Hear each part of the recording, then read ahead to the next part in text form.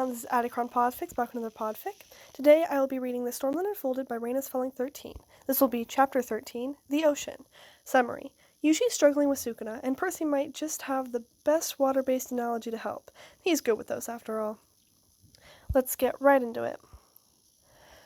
The training grounds were quiet. The sky had dimmed to deep orange, casting long shadows across the temple-like courtyard behind Jujutsu High. Yuji sat cross-legged on the stone steps, absently tossing a rock in his palm, gaze distant. Percy found him easily enough. You look like you're about to start a very intense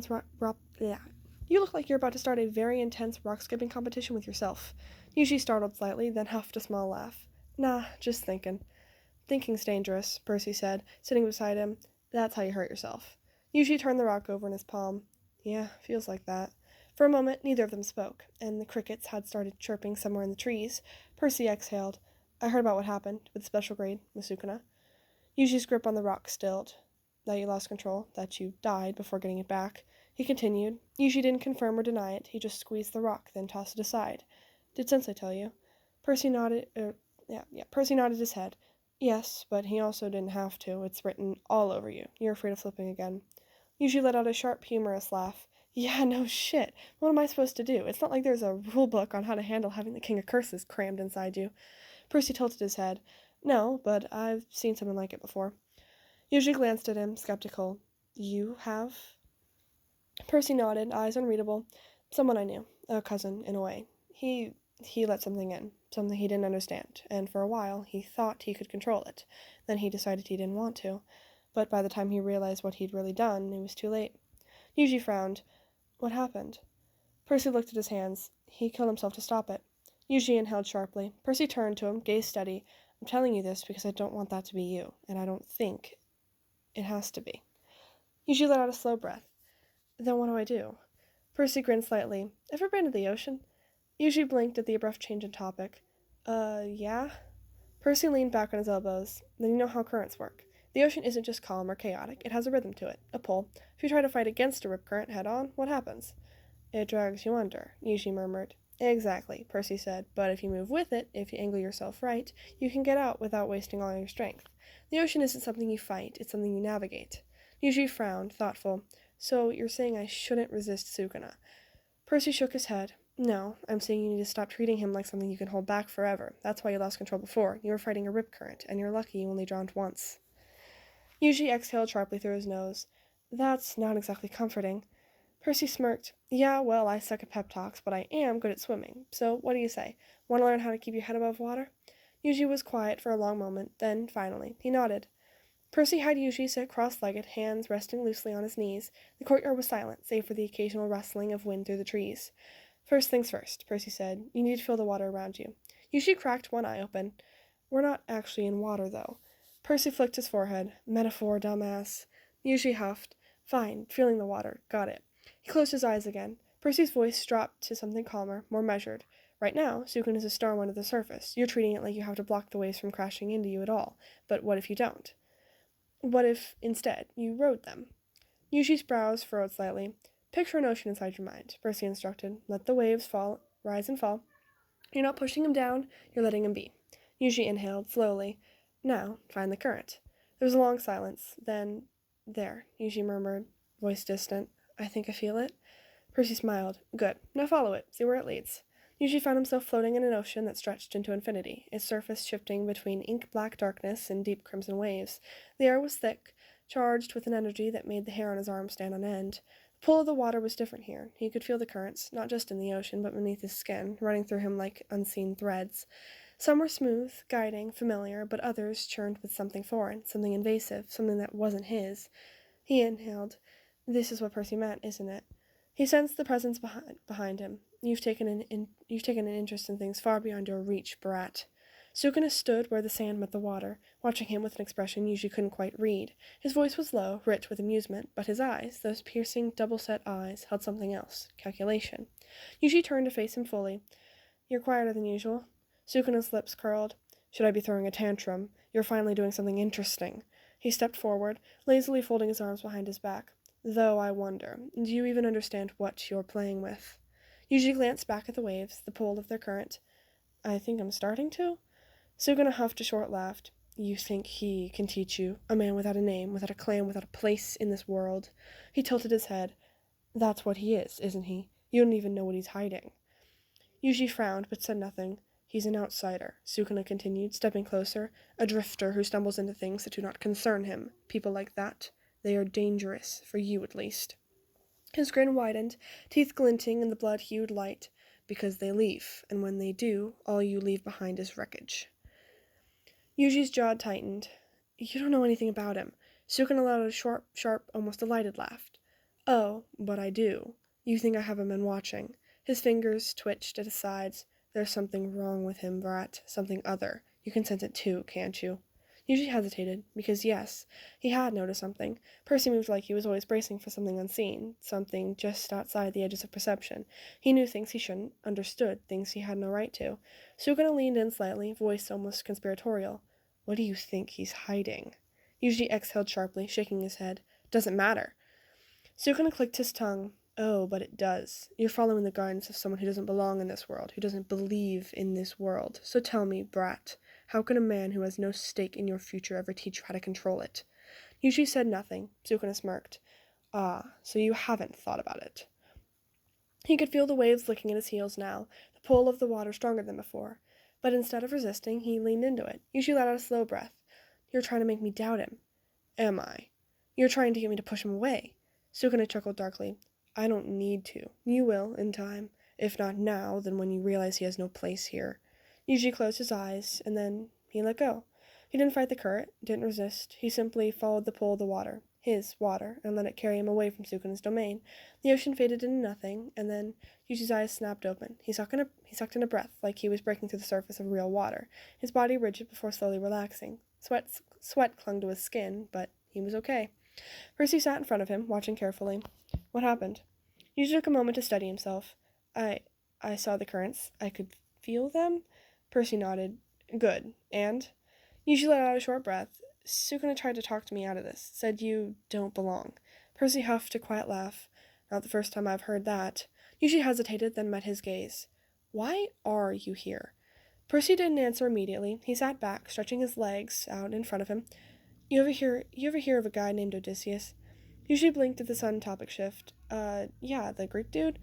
Yeah, Percy murmured. Spent 10 years trying to get home after war, got lost, got sidetracked, got thrown around by gods and monsters alike, but never stopped trying. His gaze flicked to Yuji, and along the way, he ended up helping a lot of people who weren't part of his world. He never meant to. He just did. Yuji frowned. Are you saying you're trying to get home? Percy's expression didn't change. I'm saying sometimes, not belonging doesn't mean you don't have a reason to be somewhere. Yuji absorbed that for a moment. Then, slowly, he nodded. A silence settled between them before Yuji spoke again. When I followed the current, he said, it felt like it was guiding me, but I couldn't tell if it was leading me somewhere or if I was just letting go of control. He frowned. How do I know the difference? Percy studied him. That depends. Do you believe in fate? Yuji blinked. What? Percy leaned forward. If you think the current is something that decides where you go, then yeah, you're just drifting. But if you think it's just showing you possibilities, paths you can take, then it's still your choice. The current doesn't control you. It just guides you this way and that. Yuji stared at him. That's what I mean when I say you have to find your current, Percy continued. Sukuna is already inside you, and its influence is always going to be there, but that doesn't mean it's the only path forward. Yuji exhaled, then, carefully, he closed his eyes again and let himself sink. The ocean stretched out before him, infinite and shifting. He could feel it running through his limbs, his breath, his heartbeat. It wasn't just water, it was him. Shaped by instinct and memory, by will and thought. He was moving. No, he was being moved. The current was guiding him, not with force, but with a steady pull, as if showing him the contours of his own soul. He let it take him deeper, deeper, until he could see the flow of energy running through him. And there, Sukuna's current. It roared like a tempest above him, wild and consuming, waves crashing with an unchecked fury. Its presence was suffocating, coiling through the waters like a force of nature. It did not bend, it did not yield. But it wasn't all there was, for beneath it, steady and untouched, was his current. It ran deep, deeper than he had ever realized, an endless, unseen river beneath the surface. Unlike Sukuna's, it did not thrash, it did not rage, it simply was. That was the moment Yuji understood. Sukuna's current wasn't something separate, wasn't something invading his ocean. It was just the surface of one little section. He was the depths and everything else around it. For the first time, Yuji felt no fear, no struggle. He let himself drift upward towards his own current, rising into Sukuna's, but he didn't fight it, didn't let it swallow him either. He moved with it, like a diver cutting through the ocean, slipping between the layers of current without resistance. Sukuna's power was there, it always would be, but it wasn't all-consuming. It was the foundation. He was the foundation, and that meant he was in control. The realization settled into him, deep and unshakable. He opened his eyes. The shift was subtle, but Percy saw it. Yushi's posture was different, not tense, not clenched, but centered. He inhaled slowly, deliberately, like someone who had found solid ground beneath their feet after drowning for days on end. Percy leaned forward slightly. How was it? Yuji exhaled, considering his words. Sukuna's power. It's just the surface, he murmured. I thought I was fighting against him this whole time, trying to keep him from pulling me under. Yuji looked at Percy, but I was wrong. Percy raised a brow. Oh? Yuji nodded. He's in my ocean, but he's not the ocean itself. The current is still there, beneath him, and that means I can still move. He flexed his fingers. I don't have to let him drag me around. I can swim through him. Percy's mouth twitched. Sounds like you figured something out. Yuji let out a breath of laughter. Yeah, I think I did. A moment passed before he tilted his head. So, he gave Percy a lopsided grin. How'd you figure all this out? Percy smiled wistfully. Experience, mine and others who weren't so lucky. Yeah, Yuji leaned forward, resting his arms on his knees. And did you fight some kind of ocean spirit? Did it try to drown you? Percy's smile didn't falter, but something unreadable flickered in his eyes. Something like that, he said quietly. Yuji noticed the shift in tone, but didn't push. Instead, he let his grin widen. Bet you lost, he said teasingly. Percy snorted. Oh, I definitely lost. Yuji laughed, then sat back, staring at the sky. He let the feeling of the ocean settle in his chest, the knowledge of it grounding him, and for the first time in a long while, he didn't feel so lost. And that was, what was this, chapter 12? 13. This was chapter 13. Okay. And this was chapter 13 of The Storm That Unfolded. I am going to cut it off here, even though this is a little bit shorter than I like it, because I've got stuff I need to do today, and I'm actually recording this early. I am recording this quite early, actually, because I'm doing something at 6:30 and don't know when I'm going to be back. So, I decided to just record it earlier in the day. See, what do I want to talk about? Oh, I recently developed a new hyperfixation. Basically, Thursday. So, not even 4 days ago at this point. Actually, just 4 days ago, because this was right about the time that I even started scrolling on Pinterest. So I was scrolling on Pinterest. I came across some Danny Phantom stuff. I've kind of dipped my toes in the Danny Phantom fandom a little bit before on Pinterest. Never seen it, not all the way, but, I know who Danny Phantom is, obviously. I'm not that ignorant. But what happened was, basically, I've been looking over this rabbit hole. I've looked over this rabbit hole a couple of times, but this time, I decided to jump headfirst into this rabbit hole and just keep plummeting. Because I was scrolling through stuff on Pinterest for, not even joking, 2 hours. And then I found a link to a fic, off a comic, and I started reading that fic, and now I am on the 8th or 9th part of the 29-part series on Ao3. I am not even joking. And then I was like, okay, I really need to watch the show. So I found a way to watch the show for free. I found a way to do it. I went through a bunch of links, first Reddit and then Tumblr. It was a thing. I watched the first 2 episodes. I was like, okay, this is really good. I'm gonna stick with this for a little while. And then I watched more of it, scrolled through more Pinterest, found a link to another fic. That was yesterday. I am currently on episode 11. But the fic that I found was 58,000 words and 20 chapters. I finished it. I am done with it. It has been not even a full day since I found it. 58,000 words. Yep. And there's a second part. I'm already halfway through the first chapter of the second part. And I have been cross-stitching for the last, 2.5 hours. So, yeah. Eventful day. Or couple of days.